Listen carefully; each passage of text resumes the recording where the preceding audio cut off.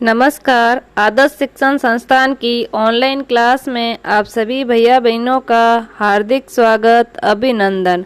आज हम कक्षा षष्ठी विषय सामाजिक अध्ययन भाग इतिहास का अध्याय 1 क्या, कब, कहाँ और कैसे, इस अध्याय।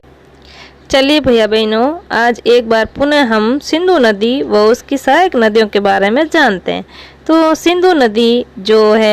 सिंधु नदी हिमालय से निकलती है और हिमालय से निकलकर ये अरब सागर में गिरने वाली सबसे लंबी नदी है। और सिंधु नदी की जो सहायक नदियां हैं, झेलम है, चिनाब है, रावी है, व्यास है और सतलुज है।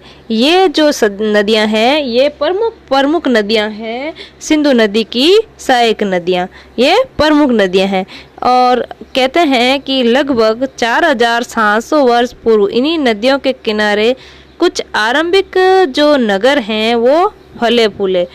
और गंगा व इसकी सहायक नदियों के किनारे समुद्र तटवर्ती इलाकों में नगरों का विकास लगभग 2500 वर्ष पूर्व होता है। और प्राचीन समय की अगर बात करते हैं तो प्राचीन जो सभ्यता का विकास भी नदी घाटियों के किनारे ही होता है। और क्योंकि नदी घाटियों के किनारे पानी की उपलब्धता रहती है और उपलब्धता के कारण कृषि कार्य है, पशुपालन है ना, ये सारे जो कार्य है वो आसानी से किए जा सकते हैं। और वर्तमान समय में भी अगर बात करते हैं तो अधिकतर जहाँ नदियों के किनारे जो शहर है उनका विकास ज़्यादा हुआ है और वहाँ पर जनसंख्या भी ज़्यादा है। और आगे देखते हैं गंगा तथा इसकी सहायक नदी सोन का पता लगाओ। तो मानचित्र में देखते हैं गंगा और गंगा की सहायक नदियों के बारे में। गंगा नदी भी हिमालय से निकलती है, हिमालय में गंगोत्री से निकलती है। जब गंगा नदी निकलती है तो दो धाराओं में निकलती है अलग अलग, है ना, भागीरथी और अलकनंदा। और देवप्रयाग नामक स्थान में दोनों मिलकर के गंगा का निर्माण होता है। और गंगा की जो सहायक नदियां हैं वो यमुना नदी है, सबसे बड़ी प्रमुख नदी, है ना। चंबल भी गंगा की सहायक नदी है क्योंकि यमुना की है चंबल सहायक नदी। और इस तरीके से कोशी भी है ना। और गंगा में दक्षिण से आकर के मिलने वाली जो गंगा की सहायक नदी है वो है सोन नदी। और इन नदियों के किनारे प्रमुख बात तो ये है कि प्राचीन काल में मगध के नाम से ये क्षेत्र जाना जाता था। वर्तमान में हम इसको क्या कहते हैं, बिहार कहते हैं। वर्तमान में बिहार के नाम से जानते हैं। यहाँ के जो शासक थे वो बहुत ही शक्तिशाली थे और उन्होंने एक विशाल राज्य स्थापित किया था और देश के अन्य हिस्सों में भी ऐसे ही राज्य की स्थापना की गई थी।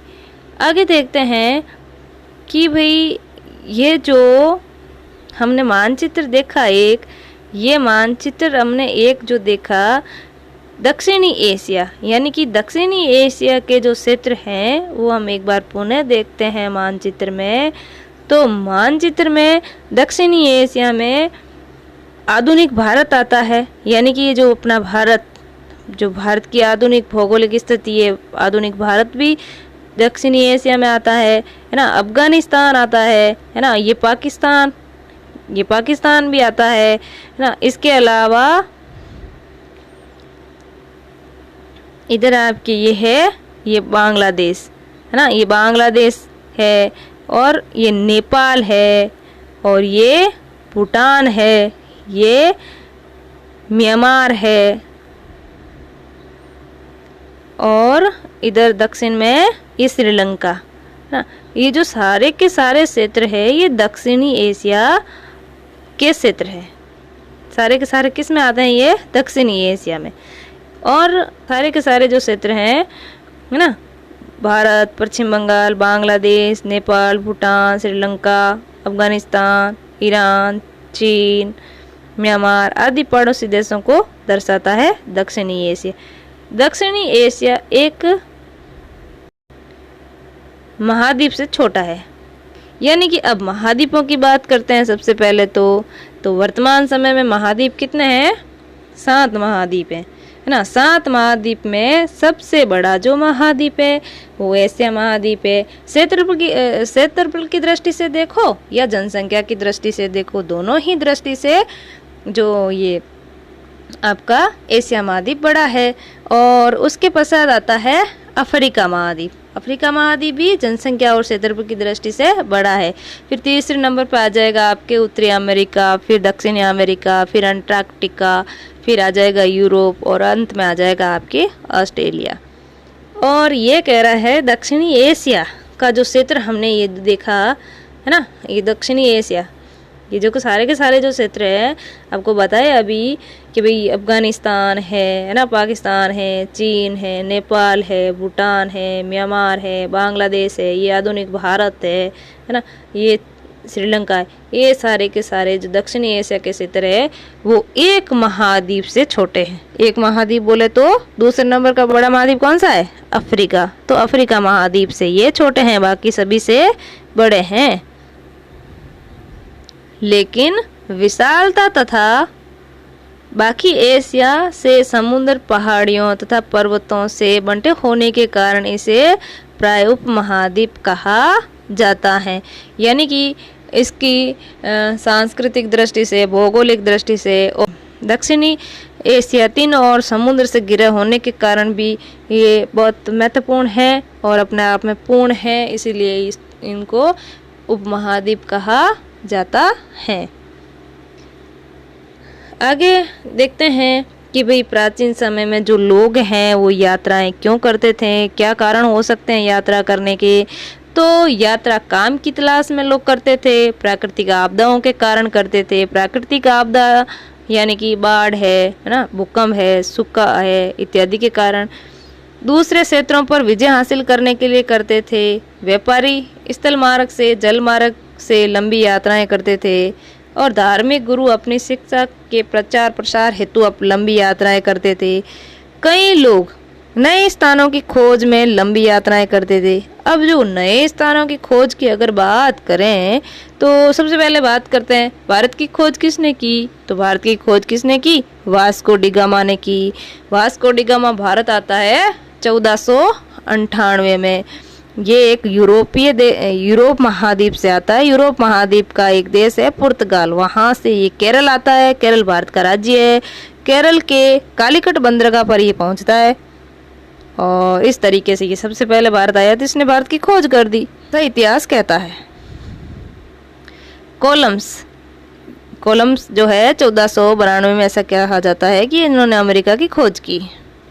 तो भाई वर्तमान समय में लोग जो है यात्रा क्यों करते हैं? तो आपदा के कारण करते हैं, है ना, और व्यापार के कारण करते हैं, धर्म का प्रचार प्रसार करने के कारण करते हैं, भ्रमण करने के लिए करते हैं, शिक्षा पाने के लिए करते हैं, रोजगार प्राप्त करने के लिए करते हैं। ये सारे जो है वो कार्य वर्तमान समय में भी लोग जो है यात्रा करते हैं। एक बार फिर से मानचित्र 1 में मतलब देखेंगे तो पाएंगे कि पहाड़ियां हैं, पर्वत हैं, समुद्र है। इस उपमहाद्वीप की प्राकृतिक सीमा का वो क्या करते हैं? निर्माण करते हैं। और हालांकि लोगों के लिए इन सीमाओं को पार करना आसान नहीं था।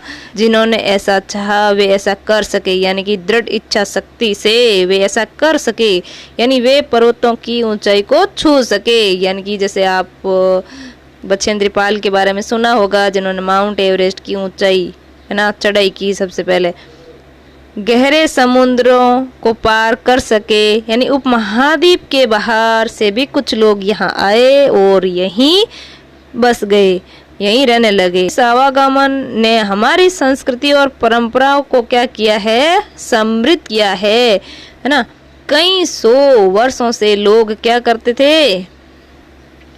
कई 100 वर्षों से लोग पत्थरों को तराशना, है ना, संगीत रचना, यहाँ तक कि भोजन बनाने के नए तरीकों के बारे में भी एक दूसरे के विचारों को क्या करते थे?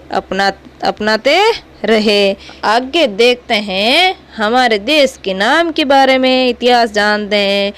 देश का नाम भारत कैसे पड़ा, है ना, इंडिया कैसे पड़ा, ये जानते हैं। तो देश के लिए प्राय इंडिया, भारत जैसे नामों का प्रयोग होता है।